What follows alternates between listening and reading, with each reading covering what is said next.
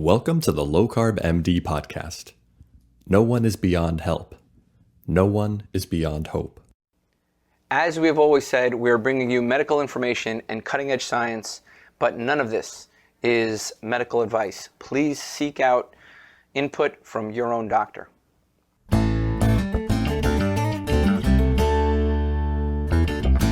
Hello and welcome back to the Low Carb MD podcast. Now we're going to jump into more controversy here. We brought in our dream team guys. Tro, how are you doing, man? I know we've both been pretty busy. I'm doing great. Coming back from Low Carb Denver, where I got the Disruptor Award. So very happy about that. Is that right? Well, we'll have to talk about that. Award. But listen, we have two of the smartest people I know here. Dr. Nick Norwitz, if you don't know him, PhD from Oxford and Harvard medical student, finishing up his medical undergraduate education, and then, man, I'm so excited to see what he comes up with. And we have Dr. Adrian Soto Mota, who's back. Just two geniuses, guys. I consider you guys like, everything I want to be is right here, Brian. That's very kind. When we grow up, Tro, we'll be doing what these guys are doing. So that's good. So let's get right into it. Today we're talking about erythritol. We're talking about sugar alcohols. There was a recent publication that's been grabbing headlines. And just to give a backstory to the publication, erythritol is used as it's a sugar alcohol. It's been known for over 100 years. It's made in the body endogenously, so it's thought previously to be generally regarded as safe. And there was a study even a number of years back showing that maybe it helps endothelial function in people with diabetes. But then this study came out, which was actually 4 studies in one. I didn't realize that at first. Looks like it was 4 different registered clinical trials.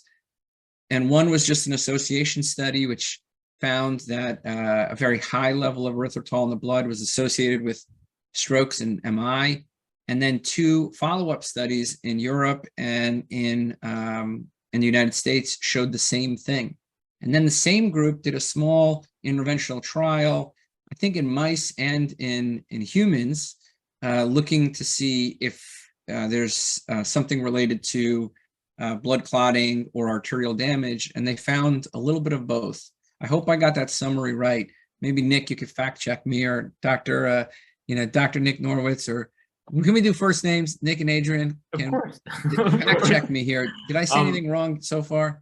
No, I think you kind of hit the nail on the head with the summary. I'll just say, like, when I saw the headline of this paper, I was like, oh, this is kind of gobbledygook. It's just a little bit of sensationalism. And then I read it and I'm like, actually, these data are pretty compelling, enough so that, like, I wouldn't want to use erythritol myself anymore. And then, my impression is Adrian had a similar impression, but he just did a beautiful tweet thread. So obviously has put a lot of thought into, like, how to frame this discussion. So I'm going to pass it over to him to kind of start us off. Before we get there, let's just say quick, let's go around the room, Brian, and all of us, we could just say yay or nay. Are you going to decrease, eliminate, or not even care about it? So Brian, you want to give your decrease, not going to do anything about it quite yet, or eliminate? Yeah, I think our advice has always been the same: eat real food as much as possible, right? So, like, we're really trying to get away from the artificial sweeteners as much as possible. The problem is it's a stumbling block for a lot of people. They go, look, if I can't have something sweet, I'm not doing it. So do we pick sugar first? Do we look at the risk and benefit of sugar versus erythritol versus xylitol versus sorbitol and all these other things that we use as sweeteners? And I think, personally, I think the dose is the poison. I think if they're looking at the super physiologic doses, people who are like, drinking sodas with this in it and cakes with this in it and everything with it. So if you're having it every now and again, I don't think it's going to be much of an issue at all. Because I think if we're looking at cardiovascular disease, I think we could all agree it's like massive inflammatory responses and inflammation, hypercoagulable states are not a good thing for cardiac risk. So we do have confounders also, which are new these days, and we're seeing the overall mortality rate going up. We're seeing child mortality rates going up. We're seeing, infant mortality rates going up. And you go, okay, there's a lot of confounders that we're seeing right now too that could confound any study that's happening right now. So that's my take on it, is like, hey, minimize your risk as much as possible if you don't need it, and you can do without it, or you can say, okay, I'll do 1 scoop instead of 10 scoops. I think that it's going to be the dose of the poison. That's my personal, just after looking at the data. So I'm going to give my first blush. I want it out of my diet, my kids' diet, and if and when I do eat it, I want it less than 10 grams. So just to give you an idea, an entire Rebel is about 30 grams of erythritol, entire pint of Rebel. So, and that's like a serving size for most people. A bag of cookies is probably got double that. So, if you eat that. So my opinion is, if you're listening to this and you're in industry, I would pivot. I would cut the dose. You could easily take it out and add stevia, to balance it out until we, or allulose. And no sweetener is ideal. And certainly we don't have those long-term studies and those other ones. But for my own life, I'm going to think twice. If I'm going to take a dose, it's going to be less than 10 grams. And that's if I take it. And I think, what struck me was how long it stayed in the body.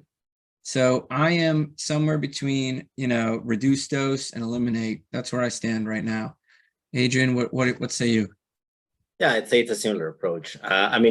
My own intake was already, fairly low. I would say 10 grams a day whenever I have a keto snack or something. Something I typically do because of my practice and because the patients I tend to see, they typically come up with me with questions. So can I eat this? What do you think of this product? Do you think this one is safe?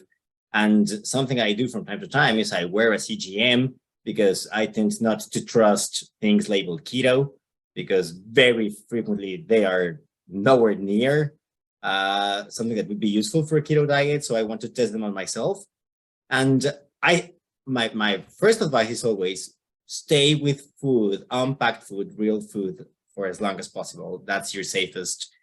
If you feel that a sugar crave is about to make you, drop the towel, well, then consider these things. However, of course, I know, because this is something I ask my patients, how much of this you've been eating, what you've been eating since the last time we've met. And I totally see how their intake is well within the range that was tested in these studies.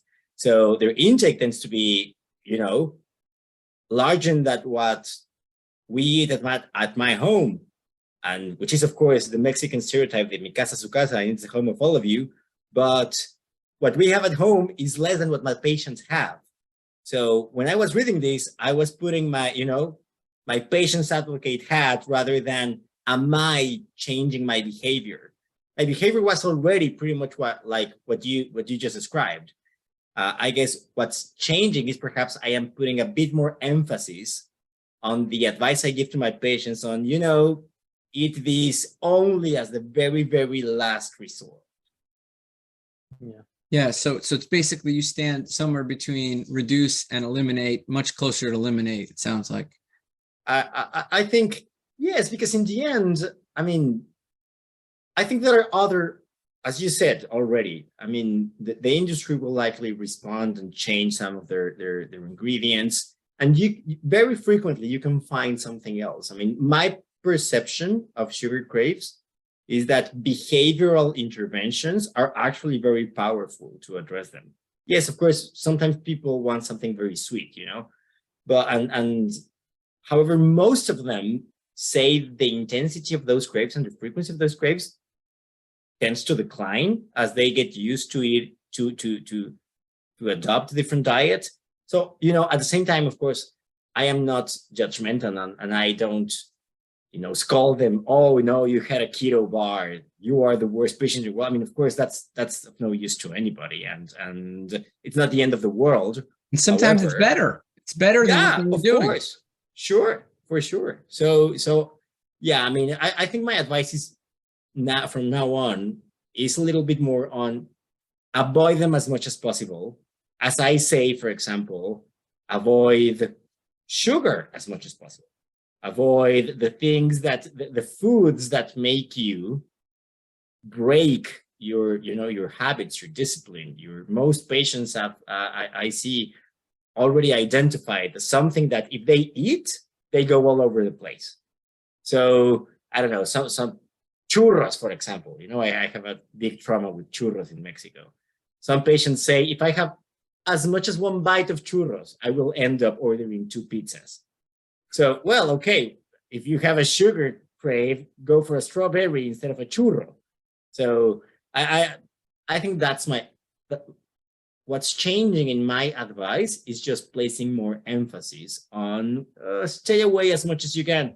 If you think this is hindering your progress, well, then it's okay as long as it's from time to time. Nick, what say you? Eliminate, reduce, or wait for more data? I think just because this is a niche that needs to be filled in this conversation, I'm going to take the hardline approach of pretty much eliminate. I mean, for me personally, I see no reason not to eliminate it. It's not something I need in my diet. A very wise MD PhD, I don't know who, said something to the effect of on Twitter recently that what are the downsides of eliminating erythritol from your diet? Nada, zilch, zero. If you don't know, I'm referring to Adrian. But it's like not any downside to not having it, except for if you really need something sweet.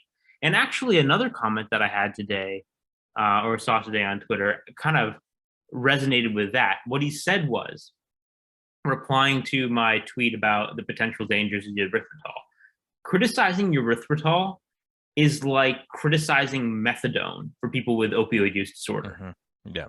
I didn't reply to that, but like, let that sink in for a minute, because I think it was supposed to be a counter to like, you shouldn't be saying bad things about erythritol, but let that thing sink in.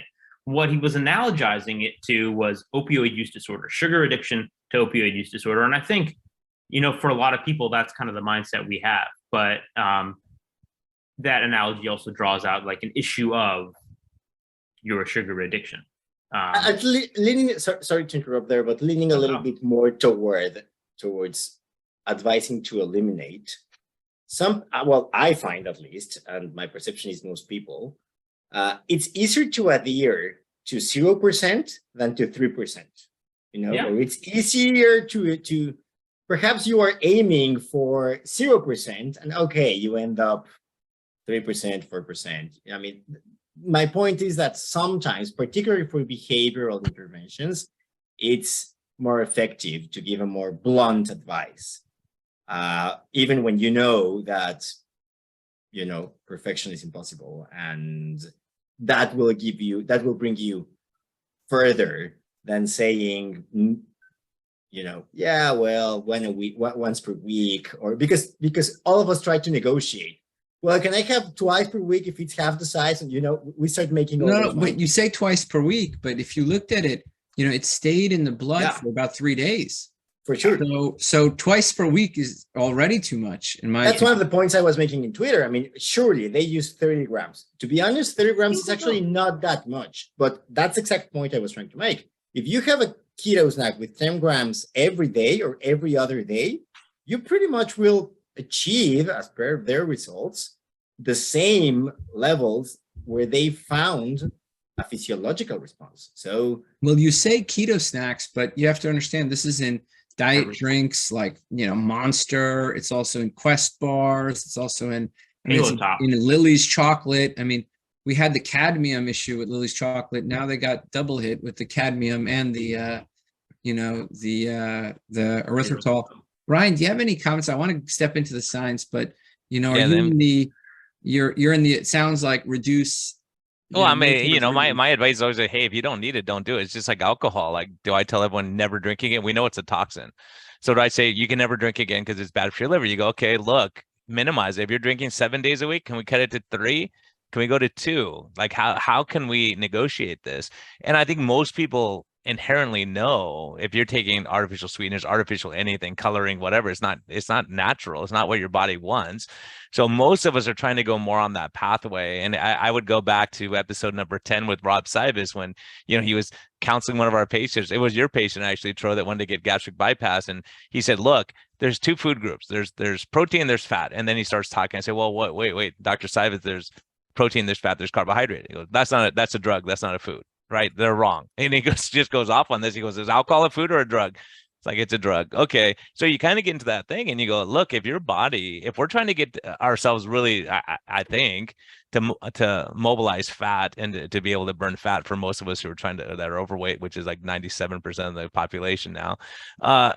Okay, what am I going to metabolize first? Probably a sugar alcohol, just like you would alcohol before you even metabolize sugar, before you metabolize fat, right?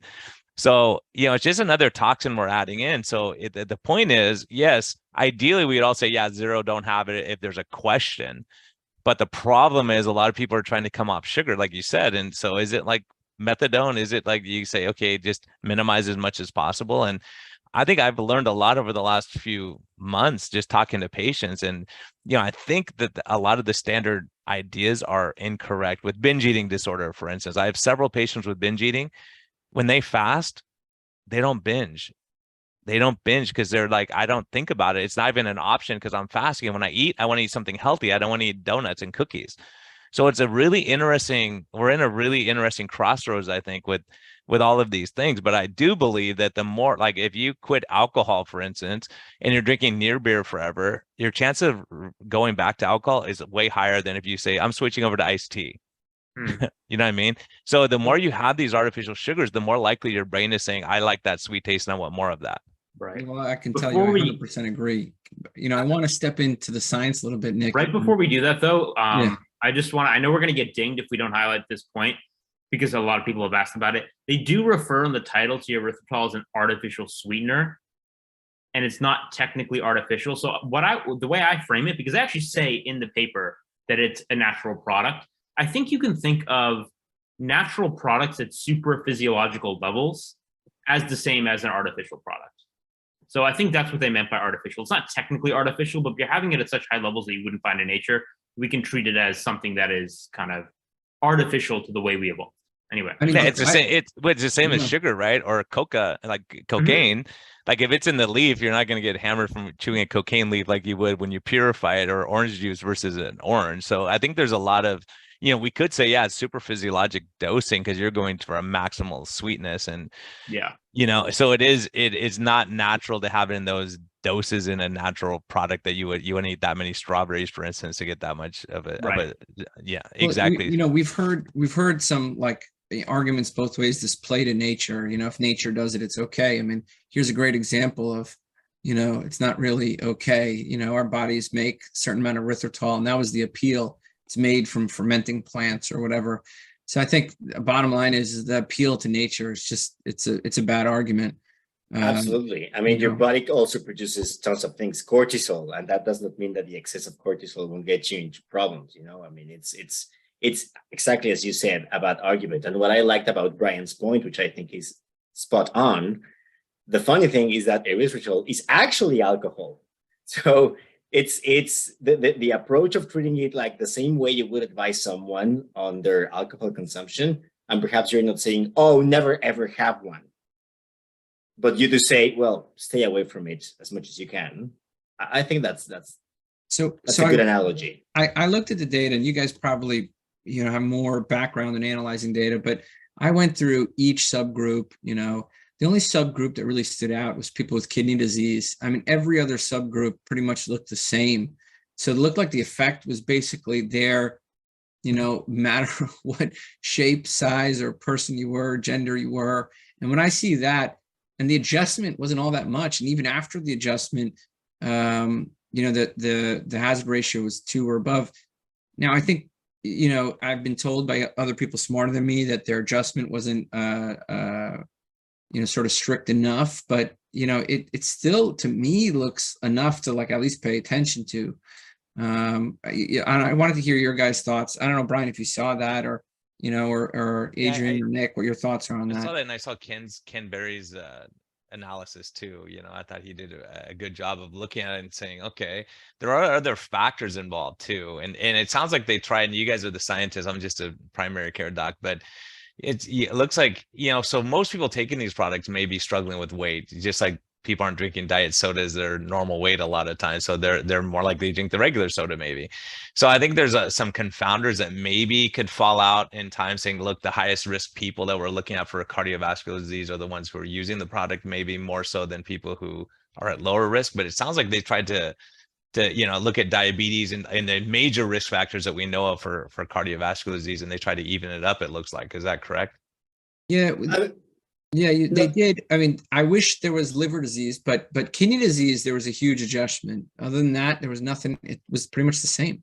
Yeah, I guess the first thing I'd highlight is the magnitude of the effect. Like you said, the hazards ratios are like initially were like 2 and 3, which means a 2 to 3-fold increased risk. This isn't like a 5% increased risk. This is like a 200% increased risk.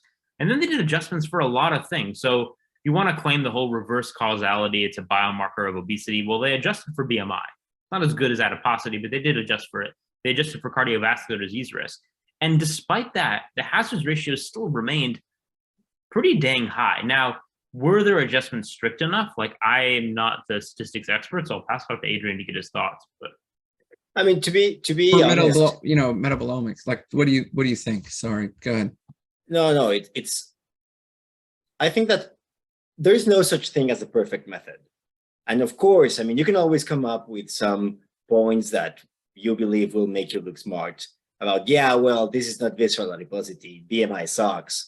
And yeah, well, diabetes was categorical. And yeah, well, I mean, and it was not. I mean, they did use HbA1c. But anyway, you can always come up with one point. The critical thing to me is, do you find enough imperfections in the methods that make you believe it's likely that had they been controlled, the conclusions would flip or not? Because in the end, I mean, if this is, despite being imperfect, resilient enough and strict enough, well, then that's it. You don't need to think more about it. To put it in perspective, their outcome definition and their cardiovascular risk factor adjustments are above the average cardiovascular paper I've seen in the New England Journal of Medicine. Because if you compare, for example, the way they built these models versus Jupiter trial, their outcome definition and their adjustments are better. Against, for example, the Sprint trial, their outcome definitions is more strict and their adjustments are better placed. So to be honest, am I 100% happy with their methods? No. Do I believe they are suboptimal or substandard, the prestigious journal you'd expect? No, also no. And actually, I think they worked a little bit more than other studies have worked in trying to assess those problems. Yeah, I mean, doing the mechanistic data, I thought this wasn't one paper. Everybody's been, a lot of people from industry who have been saying, oh, well, don't pay attention to this. It was 4 studies, 4 clinical trial registrations. This wasn't like one. Actually, it's 4 studies and I counted 8 experiments. Yeah. So it's really just, I mean, they likely, I think, I mean, this is presumptuous, but I think that what happened was that they had an idea and they saw it make sense. And then they added another and they saw it make sense. So they started getting, ambitious in the good sense of the word, that this could go to a higher journal, to a more prestigious journal. And in the end, they ended up with this collection of experiments that make a whole story. But these 4 pre-registrations could have been an individual paper on their own. Of course, they wouldn't have reached, it's unlikely they would have reached Nature Medicine, but they tell a whole story, and it's inaccurate to say, yeah, well, that's just one study. There is this study from 30 years ago that points in the other direction. No, this is no one study. I mean, yeah, by no stretch of imagination. I think that's important to highlight, because a lot of the counter arguments I've seen are trying to pick apart one experiment, trying to dissect it. And the thing is, it comes together as a composite. So does it start with association data? Yes. But there are a lot more elements to the story that kind of puzzle together to make a strongish causal claim for me. But I guess a a question I want to throw out there, and I think a lot of things people have been pointing at. Nick, can you summarize some of those stuff? Because I thought that was kind of interesting how they literally sort of did, platelet aggregation, thrombin activity. They sort of saw what level what level of erythritol caused sort of, let's just say, clumping of the platelets and blocking of certain receptors. I mean, I thought it was fairly convincing, and then they showed how long those levels remain in the blood. I mean, it was convincing to me. So I agree. And so kind of what I want to do, I think, for the next part of our discussion is kind of walk through the story, talk about, okay, they did like the 3 epidemiological trials and then the in vitro and the in vivo studies. But I guess for us laymen, help me break it down, because I read it, I kind of get it, and the listener, if I kind of get it, the listener's not going to have any. So I think help me break it down. A cool way to frame it will be in the context of the criticisms that have come against it, to highlight where the discussion has been. And I guess I can play like question maker to Adrian, might be a fun way to do it. But I guess a criticism that has come up, I think one of the main ones is the epidemiological data, these high hazard ratios, just a function of reverse causality? Because as the claims goes, erythritol can be made in the body.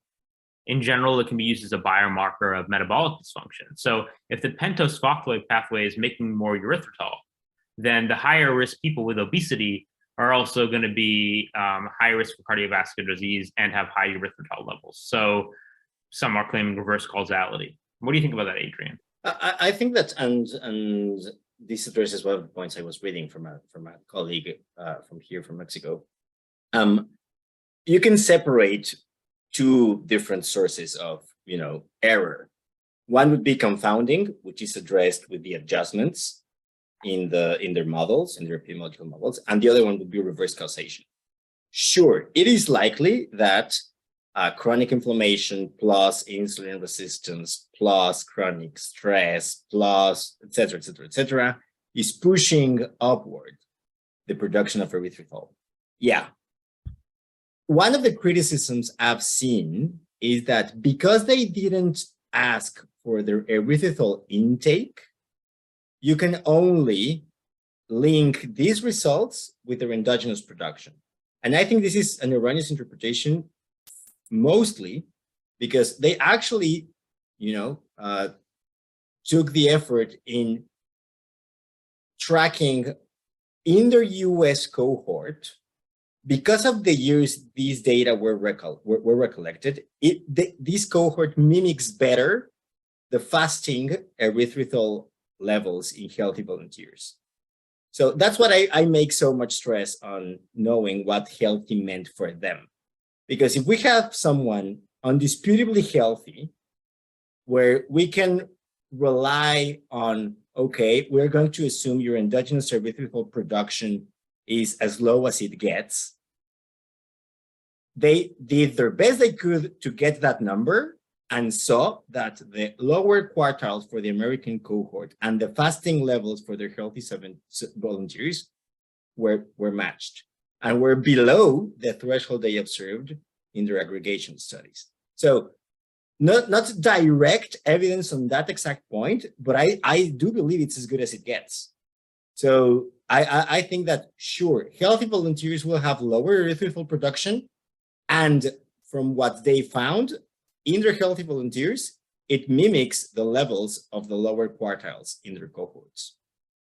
So to me, that makes it unlikely that it's just reverse causation. Right.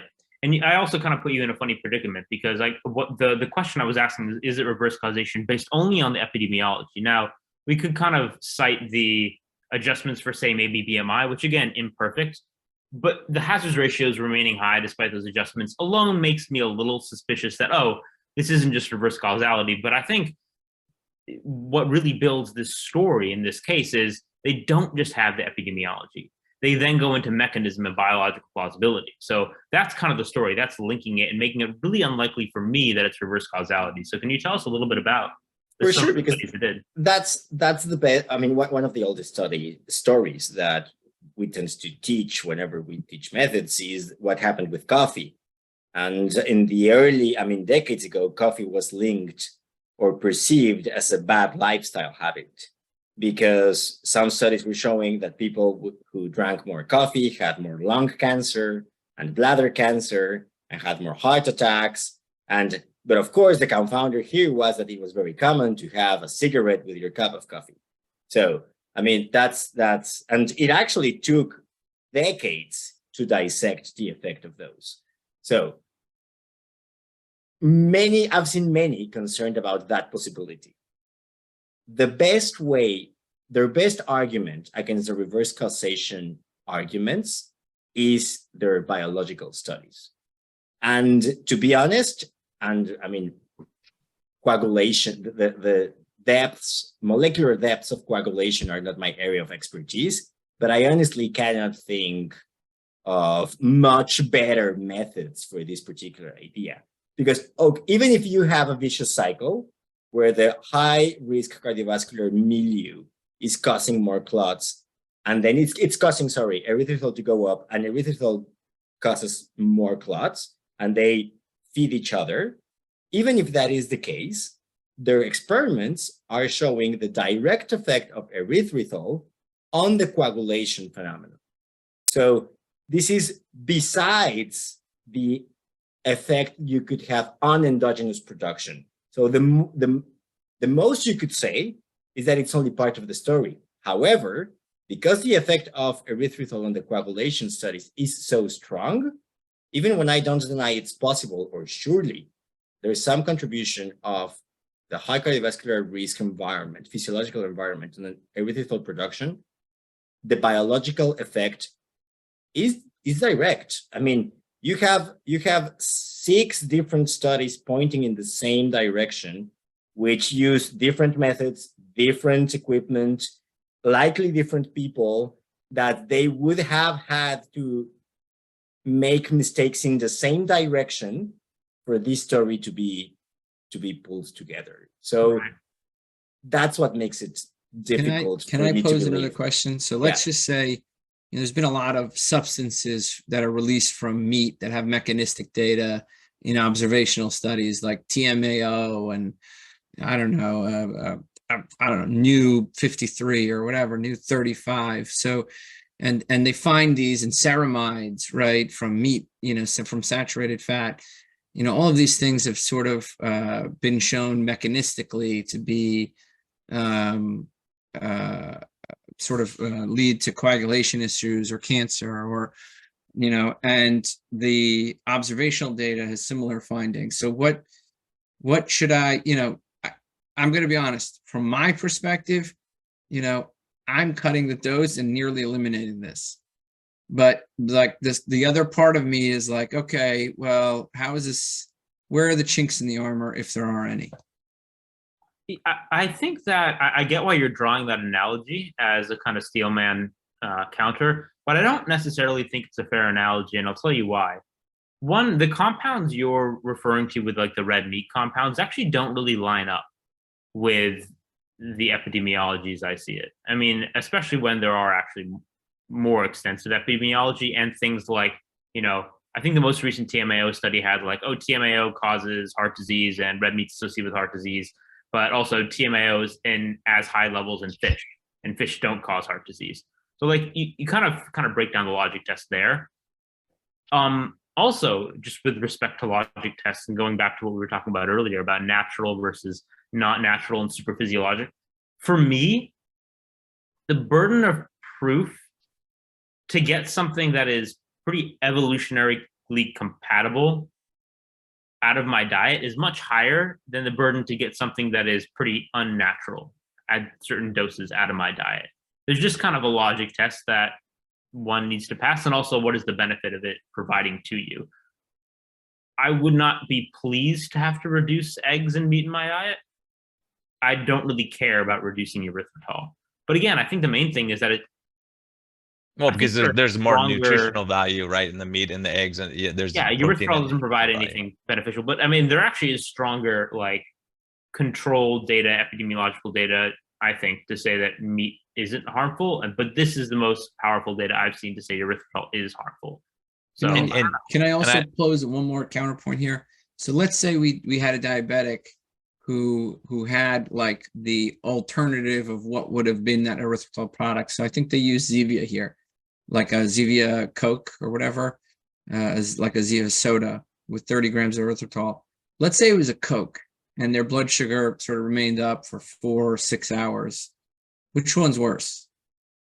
I would say the Coke.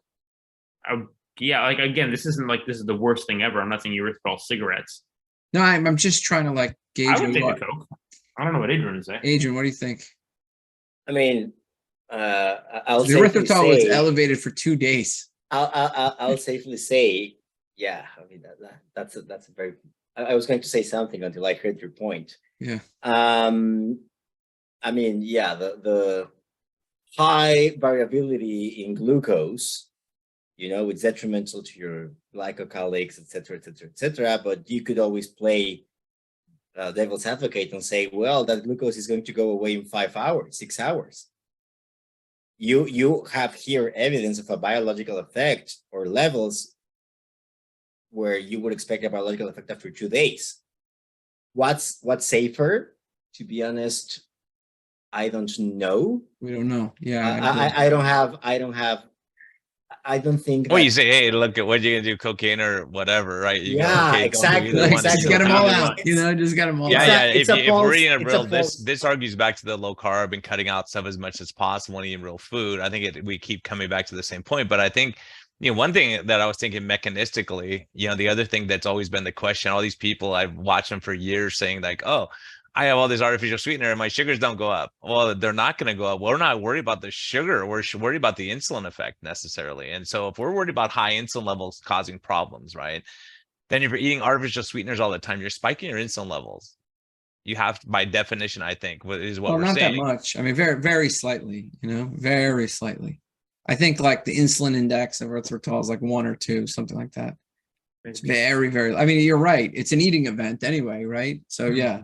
I mean, yeah, and then you're going to be like, you talk about hyperpalatable foods, Tro, that makes it more hyperpalatable. You're more likely to eat more when you're getting this rush or this sweet taste from it. Yeah, definitely. I mean, I see that all the time in myself. We should remind ourselves that perhaps, I mean, it's very tempting to draw strong conclusions whenever we see numbers. But for example, some people correctly point out that red meat raises insulin. And yeah, it does. However, this doesn't mean that the context of the insulin spike when you have red meat is equivalent to the insulin spike when you have ice cream. So it could very well be that an erythritol rise or a glucose rise or a whatever rise is context dependent. What makes me draw a harder line is the healthy volunteers part. Because I can only imagine that if these had these effects in healthy adults, I expect the effect is amplified with insulin resistance. Yeah, imagine kidney disease, And yeah, and for sure. That's what I'm really thinking here is like, I mean, kidney disease is the big one, and they didn't have liver disease, but I imagine liver and kidney would be even worse than just kidney. Yeah. So I guess the question here is would you rather be shot to death or stabbed to death? I think that's exactly. Somebody's going to take that out of context, that clip, and you're going to pay for that one. Oh, I'm sure. Okay. We're used to it. I've been putting my foot in my mouth for 5 years, Nick. No, I think we're all going to get in trouble for this one. People get defensive about their sweeteners, but we can get to the social response to it after we talk about the interventional trial with the 8 healthy volunteers.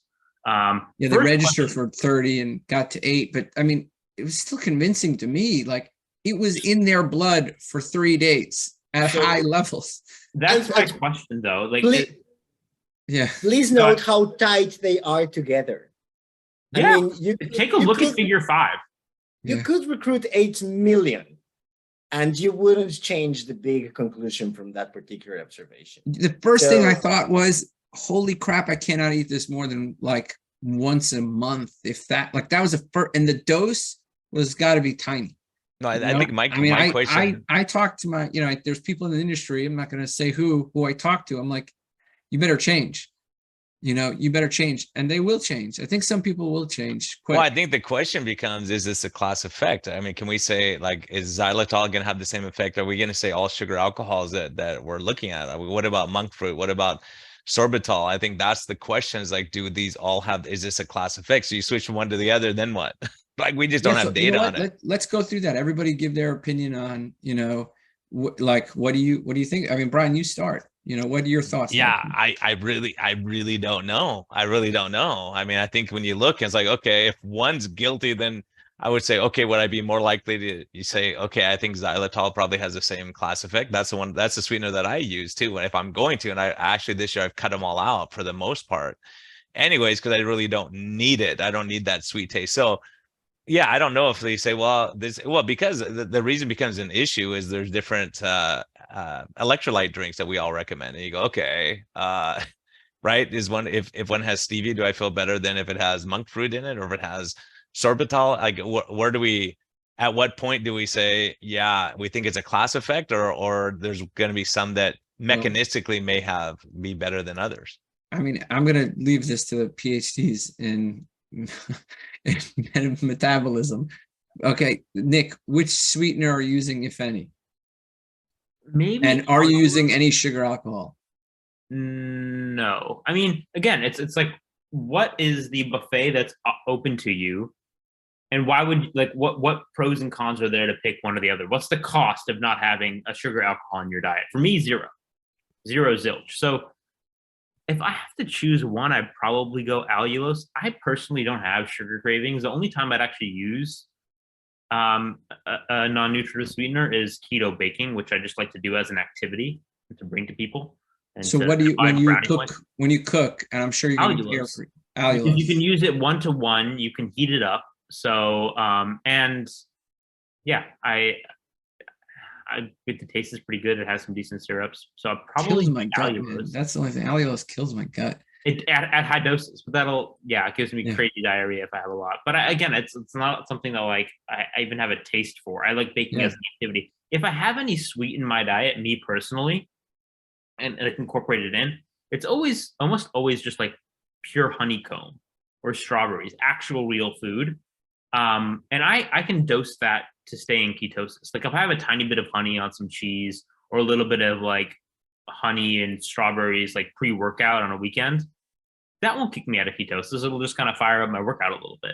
So like if I want sweet, maybe that's something I'll do, but I honestly don't have a drive for it. And so yeah, with erythritol, I see no reason to include it in my diet. Okay, Saladino. No, I'm just kidding. I'm just, with the fruit and honey, you said like a little bit. Very low doses though. Isn't he like against keto now or something? See, I actually have to be in therapeutic ketosis. I know. So, like, I can't. I'm teasing, man. I'm just teasing. Anyway, for kicks and giggles. But yeah, I just want to highlight though what you said, Adrian, about how tight these 8 participants were. If people want to look at the paper, it's figure 5. Like there are 8 participants, and the concentrations for erythritol, they start at like 0 to 5 micromolar, and it jumps to between, for all participants, 4,000 to 8,000 within 30 minutes. And at one day, it's still at around 1,000 for everybody. It's like clamped at around 1,000 for a day, and then it drops at around 2 days, so to a much lower level. So it's not like sitting at 5,000 for 2 days. By 2 days, it's like 50. But it was still above the platelet aggregation level at 2 days. Which and so the thresholds indicated in red represent dose response. So I mean it's high enough. I mean, at least for 24 hours, it's pretty elevated. So the dose they're using is 30 grams. 30 grams. I got a great idea. Single Rebel ice cream. So just take an aspirin every time. I was thinking the same thing. A Halo Top or a Rebel per day, or the equivalent of. And I don't know anybody who stops at like half a pint of Halo Top, it just doesn't happen. Then you're just going to be chronically at these super high levels. Or a Zevia drink, or a Zevia drink that's pretty much what they use, 30 grams in a really, I mean it's easy to put away. These aren't super high levels. People can consume them. But to Adrian's point, I thought it was really funny that an attack point on probably the biggest Counterpoint thread that's on Twitter right now that I've seen was, they registered for 40, but they only got 8. if that's the strongest argument to have, that the N value is low, like that doesn't affect the statistical significance of the data. There's That's not only eight really an argument. healthy agree. people in the I world, agree. I think, right now. So I don't My think it's- my favorite story about sample sizes is the lowest sample size for an RCT published in the New England Journal of Medicine that changed the guidelines within a year. Want to bet on that? Was it 1 or 3? It was 8, actually. Eight. Exactly 8. Mm. Pre-registered, and the whole thing. And yeah, I mean, Was it a rare disease? Now I want to know. No, it's the trial for the humanized AB fraction for the scorpion bite, the antidote. The Man, standard of care was Brian, we're antihistaminic. getting put to sleep here, man. These are the brilliant people. No, my point. So wait, is I that didn't get AIDS- Adrian's. I didn't get your what sweetener are you going to use, Adrian? If you have to use a sweetener, I will. you Well, can't first of escape all, us. yeah, I know. And do we think it's a class effect? I don't think it is a class effect. I don't want to dodge the question just by being way too nuanced. I don't think it's exactly a class effect because in some of their studies, they used sugar alcohol as control because they saw it was similar in their epidemiological studies and in the functional studies to glucose, to saline, and it was 5-HA. Let me tell you exactly which one it is. Yeah. Is 1.5 anhydrol. Yeah. So, and they actually show it. They actually saw it was protective in one of the cohorts. So the point I'm trying to make is that some sugar alcohols seem to have a close to zero effect. So that's what makes me say, yeah, I think some sugar alcohols can get away from these, tainted effects. That said, I don't know if, this is going to be useless for those only listening, but you can see my screen. This is their supplemental material. And what they see, the less overlap you have between the maize group and the no maize group, the larger the effect of each particular substance. And, xylitol was not too far from sucrose and 1,5-AHG from the commercially available or easily commercially available. Now, I would change my mind if it turns out, that xylitol stays in your blood for 2 months or something like that. One of the things I hadn't think of that this paper made me aware is how much more data we need on half-life for all these things. Because as Tro said, what startled me was, gosh, one serving will last for 2 days, 3 days even. So we need more to this is just a guesstimate, supported only with the data I've just told you. But now this makes me wonder and wants to know more about how long xylitol lasts in your bloodstream, how long, because I know how long sugar lasts in your bloodstream. So, I could go, I am open to the idea of perhaps I am going to end up advising you should have a little bit of sugar if you have a sugar crave from time to time, again, with all the necessary precautions, because it will only stay in your blood for 5 hours. But I don't know the half-life of xylitol, so it could be the other way around. Or, Well, yeah, that's why this study surprised me, actually, because a lot of times they say these are non-absorbable sugar alcohols. That's what they say all the time. I see that on packet. They go, this is like non-absorbable, so that doesn't count as your carb. I'm talking about with the net carbs. And so they'll say these are non-absorbable, but they are absorbable, clearly. No, so sure. they absorb, they're not glycemic. They go into the circulation, they're excreted through the kidney, and like 10 or 20% remain in the stool. And actually, the cousin of one of my best friends has a company to produce some keto products. And when I finished reading this, I sent the paper to her and I told her a few ideas. And I also told her, I think some of the recipes are likely, should change, something like that. And what she was more, startled about was the fact that it is absorbed. She had this idea that I totally agree. It's a prevailing one, that they are not absorbed at all. So I spent, a few minutes explaining how it is impossible to be excreted in the urine unless it reaches the bloodstream. Yeah. But some people genuinely believe that because some of these sugar alcohols give you diarrhea, like sorbitol is a famous one. They never leave your gut, and they go out almost entirely as they went in. But this is not true. I mean, the only way they can reach your urethra is if they reached your bloodstream. So they are definitely absorbed, and they stay in your bloodstream for longer than I knew and expected. And I think this is crucial data from now on. So Monk the other fruit, thing stevia, I would throw in I here, want to pin him down. Monk fruit, stevia. What does Dr. Adrian say? Nothing. Sucralose. Not enough data to give a reasonable answer. I mean, we don't know. Brian, anything? Brian, I just have one other question for you guys. Well, I was giving someone, a friend of mine, a bad time about sorbitol, and he was, okay, Brian, get this luck. So I got sorbitol, and it wasn't mine. I go, here, let me put it. So I got a huge coffee, like a big, whatever you call it now. And I put 1 or 2 drops in there, and the thing was almost too sweet to drink. I was like, wow, that is a huge effect of that little tiny bit. Yeah. So I'm thinking, how much is that physiologically really good? Like that, because if you do like xylitol to do the same amount, you'd have to put like several teaspoons in.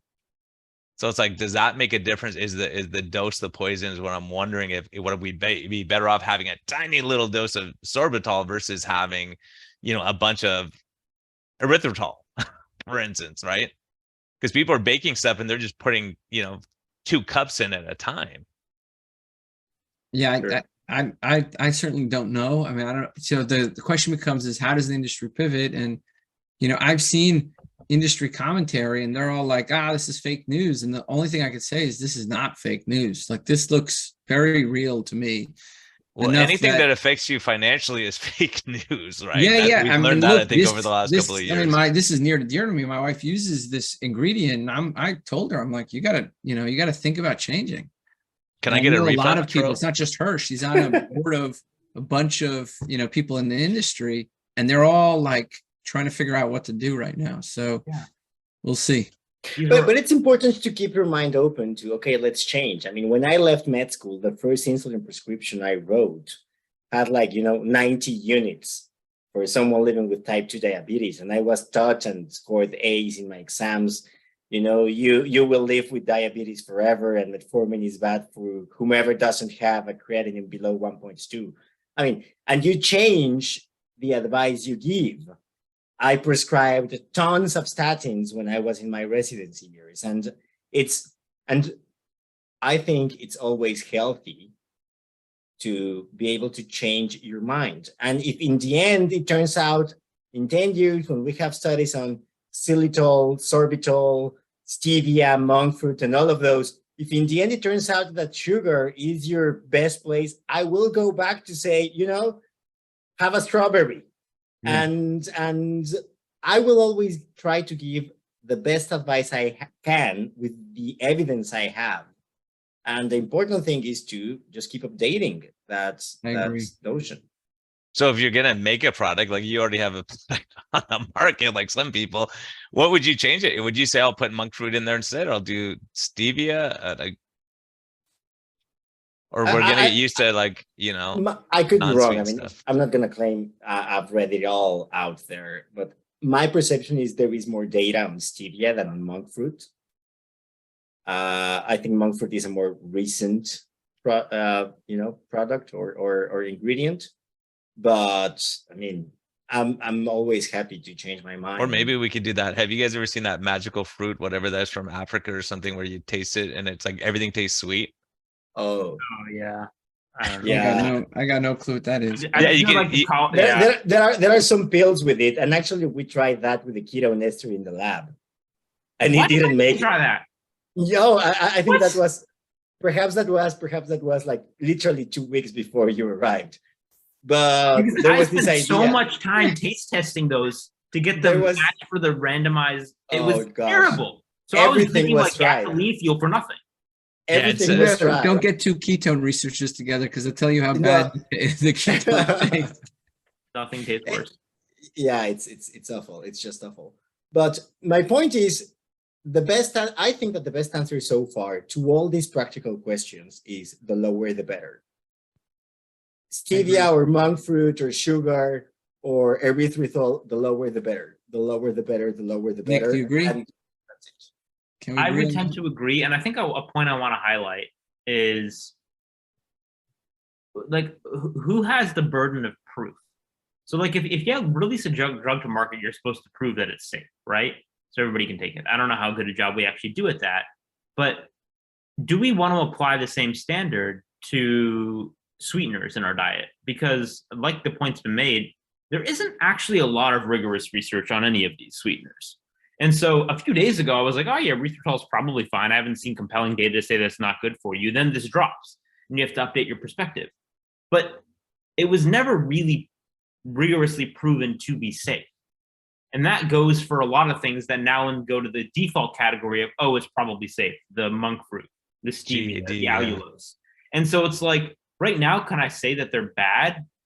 No, but they also haven't really been studied. So do you think there should be a burden of proof that they're safe before you use them? Or are you okay with a little bit of a gamble? I guess that's the question everybody has to ask. I agree. It's kicking it down the stream a little bit. Like we don't have 3-year MACE observational data on monk fruit or stevia or mechanistic data, or, we have some really crappy data to be generally regarded as safe, which is a very low burden of proof. Yeah, and I'm actually surprised they even did these studies looking at this. I'm really surprised by that. Yeah, I wonder who did it, and who are those people? Yeah, that would be interesting to see what the background was and why they decided, let's look at this. Are we seeing an uptick in certain areas? It's just interesting that these studies were even done, that they focused on this out of like, unless the xylitol people did it or, whatever, I don't know. It is becoming more interesting to explore sweeteners. I think it's just a hot topic. But another thing I want to highlight. Go carnivore, you don't have to worry about it. And you don't really have the cravings. But anyway,